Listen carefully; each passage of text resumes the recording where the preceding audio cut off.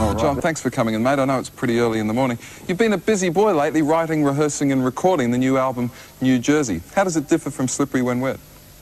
Well, I think it picks up where Slippery left off, and it keeps going. You know, it's a little up and to the left, you know. It's a way for us to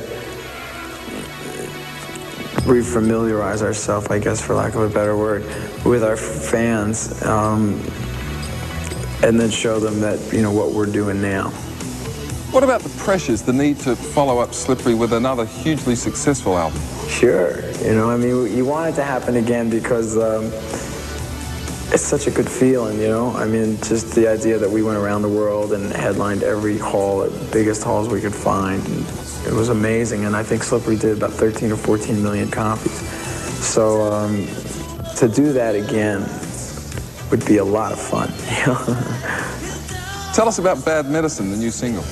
Bad Medicine is, like I said, that's where we feel we left off. It's tongue-in-cheek, and it's got a lot of humor in it.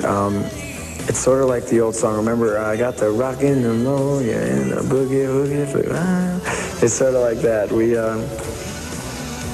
lyrically kept it tongue-in-cheek, you know, and musically just went with a real guitar-heavy kind of sound. And you're shooting the video for Bad Medicine in Los Angeles tomorrow, including some of your fans, apparently. Tell us about that. It's live. It's going to be on the stage. It's going to have a lot of kids in it. And the whole thing about it is video is pretty much getting tired these days. So what we've done is we got a couple of hundred video cameras, and we're giving them to the first couple hundred kids that come tomorrow. We're letting 5,000 kids in, and we're going to play for them. And then we're giving these cameras out, and the kids are going to be able to film what they see, the way they see it. And that's going to be the video shot by the kids.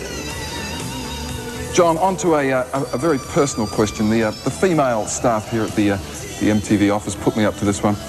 There's been stories from impeccable sources about your impending marriage. Tell me, mate, are you getting married?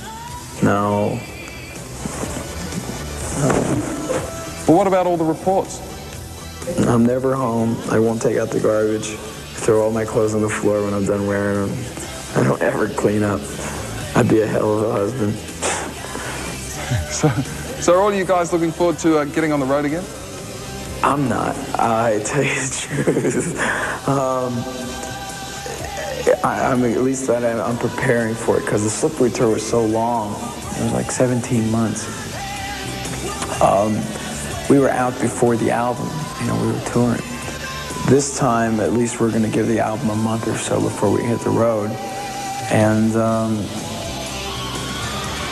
slowly but surely, I'm falling back into the groove. You know, I'm expected in my mind to get back to work. I remember when I caught up with you guys in Melbourne on the Slippery tour, you really caused a few problems for the hotel security. Mayhem. Kids outside my hotel room in Melbourne, all the day, all night. And at the same time, a Bowie concert was going to go on sale. So they started lining up on Friday for Monday morning. And by Monday, all the Bowie fans were on this side of the street, and all the Bon Jovi fans were over here. And we would just like look out the window, and it would be like, ah, ah. Then we started doing,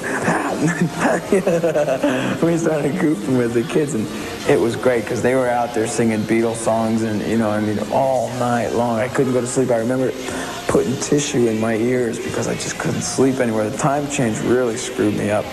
And then the kids would go all night long, you know, and it was really, really a thrill. I didn't think that happened anywhere in the world anymore. It was really great. Kids were great. I bought a wig and a hat, and it was really cool, a mustache. So how would you like your next Australian tour to be? Like that one. That's all I could ever ask for. That one was great. Kids were great. Audience response was really good. I had a great time in Australia. Brisbane was wonderful. Then we went up to the North Shore, the beach. I just lay there for a couple of days. Didn't move. Had a cold drink in his hand. Suntan lotion in his hand. It was great. Are you slowing up at all? No, I'm just put the key in the ignition again and turned it over. Now I'm going to get out and dust the car off and drive away. There's some stories doing the rounds about Bon Jovi working on some anti-drug project. It's in the works. It's all in paper right now, but there is plans to do an album of bands that someone has died from drugs or alcohol. We're doing Thin Lizzy. We've done The Boys Are Back in Town. Someone will do AC/DC, someone will do Zeppelin, someone will do The Who, you know, and it's like that. And there's a lot of big bands that are penciled in. Your manager, Doc McGee, of course, had a few problems with drugs, an alleged 5,000 tons of grass he was trying to import.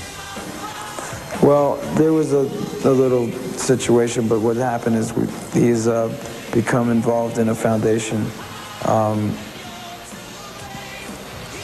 that's going to help a lot of people, you know. It's a real positive kind of thing. All right, thank you, John. We do appreciate you coming into the